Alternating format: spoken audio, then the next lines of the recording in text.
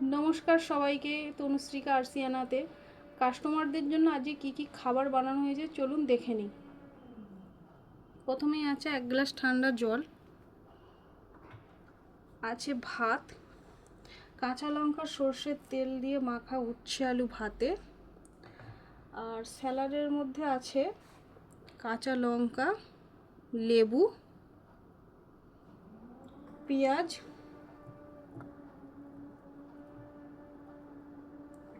শসা,